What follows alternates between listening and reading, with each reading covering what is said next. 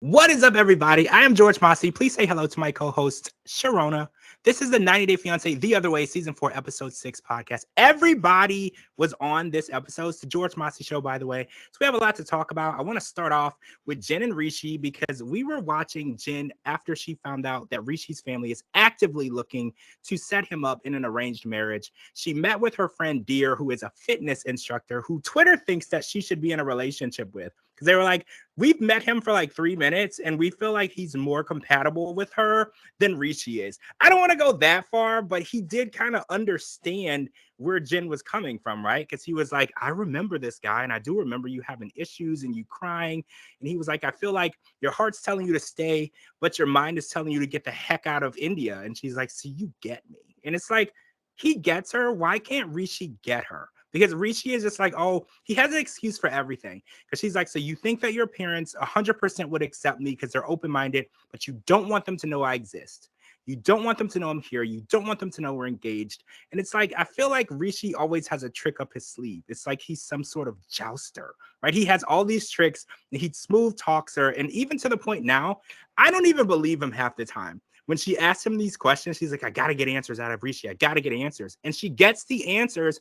And it's like, they're not even believable anymore at this point. And I'm trying to understand what his end game is because they're engaged. He has her living in a hidden apartment secretly. But the actual task at hand is to get his family to accept her so she can move in and become a wife, Indian wife, and they have duties. So we were kind of learning about these Indian wife duties. So she would have to be a person that serves the family, especially the men, but the women as well. And she would have to respect the elders, serve the elders, and she has to do all these tasks. So I don't know because Jen is independent and Jen has been traveling the world and she's just always been with Jen. You know, she's an independent woman. She works for her own. She does her own thing. She takes care of herself.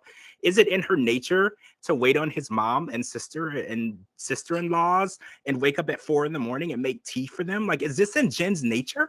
Absolutely not. When I saw that, I was like, oh, hell no.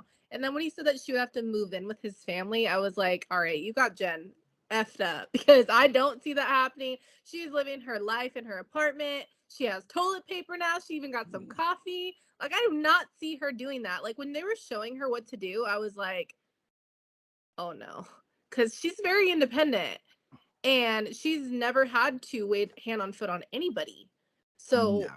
I don't see that happening. Like if that was me, because I feel like I'm just as independent as she is. You know, I do as Mhm. much as I can on my own. So if someone did that to me, I'd be like, all right, where's my ticket? I'm going back. This is not what I signed up for. But I don't know. The first guy, the her friend, Dear. Yeah, dear, yeah, right? And I what? was like, they would make a great couple because he's Well, not. when they showed him, I was like, wait a minute. You know how Rishi probably has a plan B somewhere that we don't know about? Yeah. Is Dear Jen's plan B, right? Like, is she not just moving there just for Rishi? Like, if things don't work out with Rishi, is something possibly going to work out with Dear? Like, has she been in communication with him? Because I know it had been, I think, 2 years since she saw him, but they seem to be still picking up where they left off. So maybe Jen is just as smart as Rishi, and we just didn't see it at first. Like maybe she's like, okay, well, if things do work out with him, that's great. But if they don't work out with him, I have this going on with this guy here, and that guy definitely understands more. He's like, I would have told my family about you. I would have put you first. I would have told them years ago. Like he definitely understands the situation. So I don't know. I want Jen and Rishi to be together, but if it doesn't work out, you know, Jen could possibly have a life waiting for her in India already with this fitness trainer. And I know she's definitely into fitness, you know. So I was like, I see more in common here. So I'm just gonna have to see where this goes. Yeah, we will definitely have to see what happens. But yeah, I really liked what he was saying. He seemed very genuine. Like you said, Rishi always has something to say to make something sound better for himself. I don't Mm-hmm. like that. I don't like it. So we watched Nicole on her third day in Egypt. She was struggling. We watched her. She couldn't really light the stove. Now, I don't know. I've never lit a stove before, so I'm not gonna like hold that against her because first of all, that's that her hand was really close to where the fire was, so I didn't feel comfortable anyway. But she's really having trouble adjusting to that life there because she's lonely. She's an LA girl. So LA girls, they have a lot of friends. There's always something to do in the LA nightlife. There's always something sociable that you would be doing. So leaving that lifestyle and going over to Egypt is really hitting her hard. And she kind of feels like no one really understands, because Mahmoud doesn't understand, because wives aren't supposed to be out and being sociable and having friends and doing those type of things.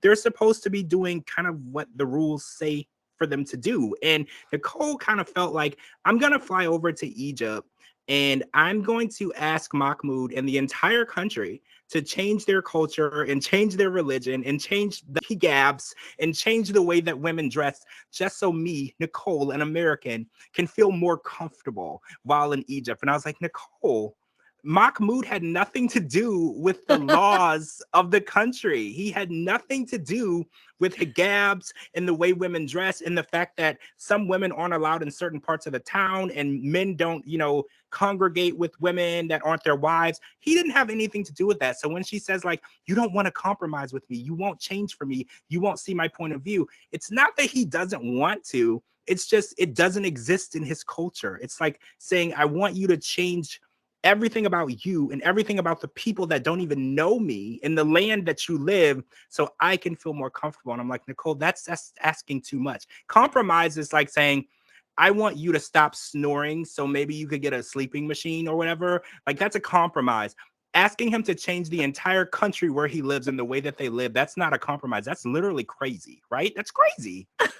I can't stop laughing. I'm sorry. When I was watching that, I was just like, oh my gosh. Like, does she not understand other cultures? Like, you've been there before. You hated it. You hated what the country was about. You're still married to this guy. You were getting a divorce. And now you want to go there and be like a social justice warrior for women when that's not how it works in that country. Oh my God. That would be like all of the people from other countries coming here and trying to change America around. Everyone would be like, are you crazy? Like, you can't just be like, you need to change your whole country and your religion just for me. Okay. For me, I can't do this. So then don't be with him.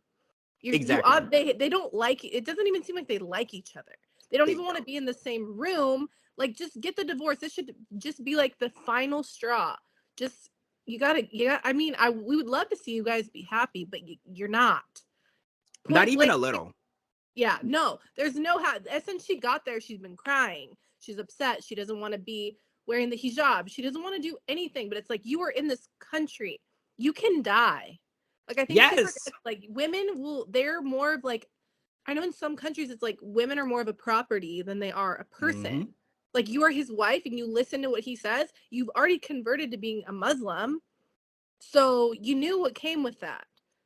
I Yeah. can't help this girl. She's just got to go back to LA. I don't know what she's doing, but what she's trying to do is not going to work. It's not. And when I saw her packing her clothes, I was like, this is the first thing that I've seen Nicole do accurately since she's arrived in Egypt. Like, pack your stuff, girl, get back to LA. This isn't for you. And I know it sucks. It hurts knowing that she went there and she wanted it to work. But the idea of compromising on culture and religion, especially in one of those countries where culture and religion come above family and everything, it comes above everything.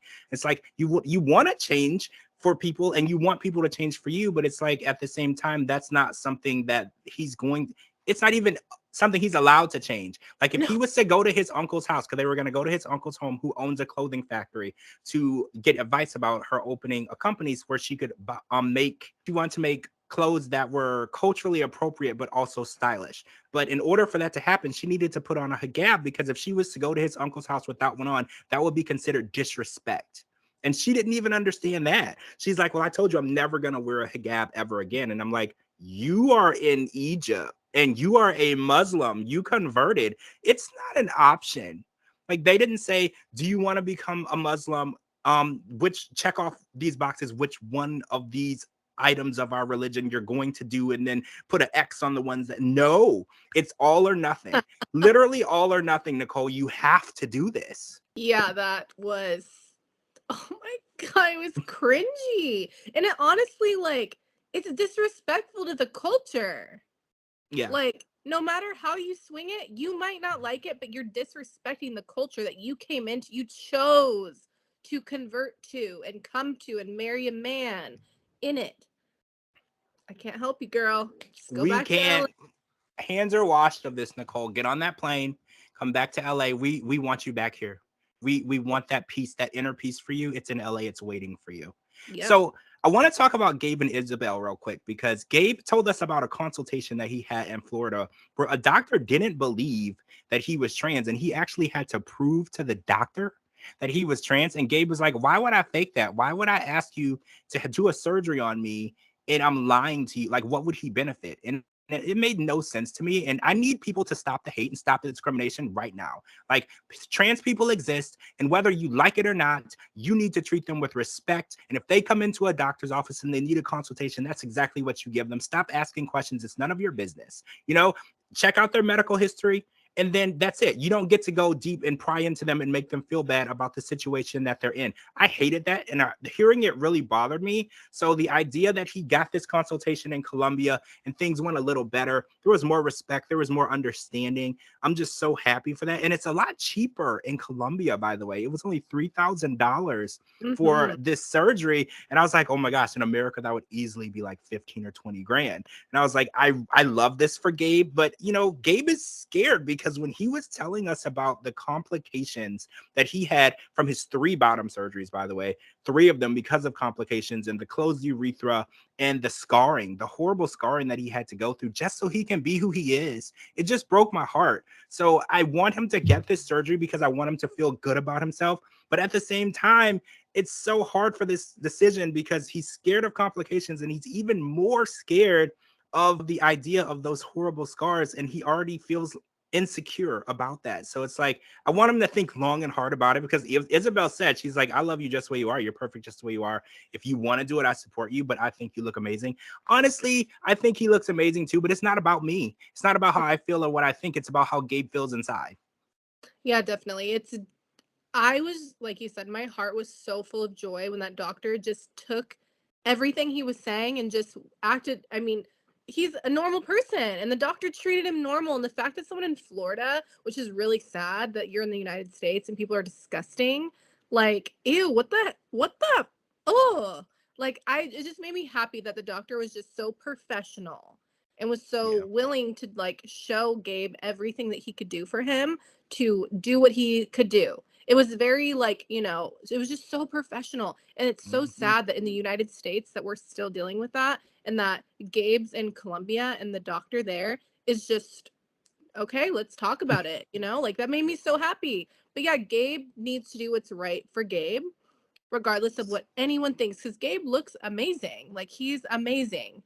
And the fact that Isabel just, like, truly loves him for every part of him, like, that's some true love. And honestly, that made me so happy. I love them together. I feel like this season so far, they're the couple that has it together the most. They're the most in love. And I love that Isabel finally got to have that conversation with him. It was uncomfortable, but she asked the conversation about the parts and how they work and everything, because I feel like that's so important. I feel like relationships are so based on communication and understanding. And I know it was going to be a hard conversation, but I loved how it was funny and they made it fun. And I was just like, see, now I feel like they're connecting on an even deeper level, and she understands Gabe even more. And I just love the fact that they have such a strong connection. And I feel like if anybody's gonna make it this season, it's gonna be them, right? Oh, absolutely. I have nothing in my mind thinking that anything bad will happen.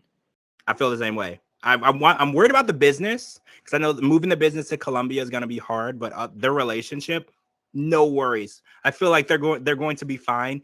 And him telling the family, I think it's probably not going to be as big of an issue as he's making it, and as Isabel is making it. I feel like it's not going to be that big of a deal. All right, guys, we ran out of time. We're going to come back. We have to talk about Chris and Jamie, Debbie and Osama, and Danielle and Johan, and there's a lot to talk about for all 3 of those. So, all right, guys, I'm George Mossey. Make sure you're following me on all social media platforms at George Mossey, georgemossey.com, and anywhere you get your podcast. And make sure you're following my co-host Cherona too. Her links are right here at the bottom. We will talk to all of you guys really soon.